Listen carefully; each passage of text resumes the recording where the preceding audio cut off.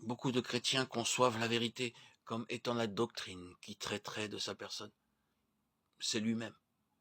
Je rappelle que Christ a dit « Je suis la vérité ». La chose ne peut pas être plus claire. Et j'en cite cette haute déclaration faite par notre Seigneur concernant la vérité. Vous connaîtrez la vérité vous affranchira. Jean 8, 32. Arrêtons-nous un instant et réfléchissons. Avons-nous été libérés par tout ce que nous avons appris concernant Christ?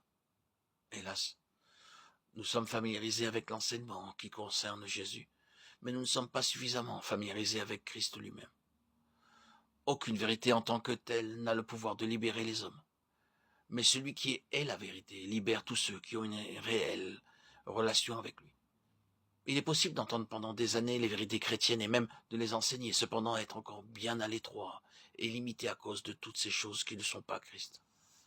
Le problème, c'est que nous avons été préoccupés avec des vérités et non pas avec la vérité. La vérité affranchit toujours.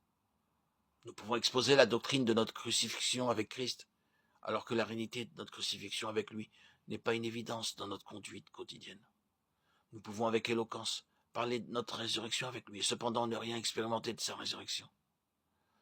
Nous sommes au fait des vérités, mais hélas, nous ne connaissons pas Christ comme l'essence même de la vérité. Faisons le test de notre expérience avec sa parole. Vous connaîtrez la vérité et la vérité vous affranchira. Nous avons besoin de bien faire la différence entre la vie et l'action. La vie est tenue de s'exprimer par des actes, mais les actes ne peuvent se substituer à la vie. Beaucoup de chrétiens font de leur mieux et s'efforcent d'être comme Christ. Mais la vie de Christ est toujours spontanée. Même la vie naturelle obéit à cette loi. Comment nos yeux voient-ils? Comment nos oreilles entendent-elles? Nous ne faisons pas toujours des efforts conscients pour tâcher de voir ou d'entendre. Nous ouvrons simplement nos yeux et nous voyons. Nous ouvrons nos oreilles et nous entendons. Un effort excessif est signe de maladie. Les mouvements d'un corps en bonne santé sont spontanés et bien souvent inconscients. Jésus lui dit « Je suis la résurrection ». Jean 11, 25. Ces paroles furent prononcées avant la résurrection de Lazare, et Christ ne parlait pas uniquement du pouvoir qu'il avait d'amener un homme mort à la vie. Il détient en réalité ce pouvoir, et quelques passages de l'Écriture nous en font le récit. Cependant, l'accent dans ce passage n'est pas mis sur ce qu'il fait, mais sur ce qu'il est. Je suis la résurrection. Qu'est-ce que la résurrection? La résurrection, c'est quelque chose qui est passé à travers la mort, et en est sorti vivant.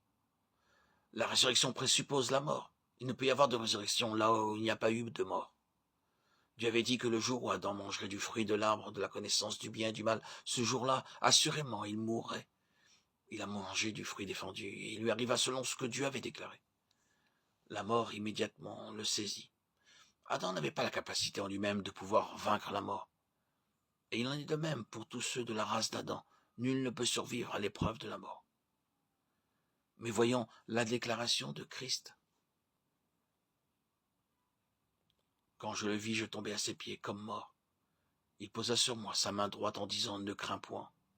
Je suis le premier, le dernier et le vivant. J'étais mort et voici je suis vivant au siècle des siècles. Je tiens les clés de la mort et du séjour des morts. » Apocalypse 1, 17, 18. Celui-ci, le dernier Adam, est allé dans la mort, mais la mort n'a pas pu le retenir. Il est la résurrection, le vivant.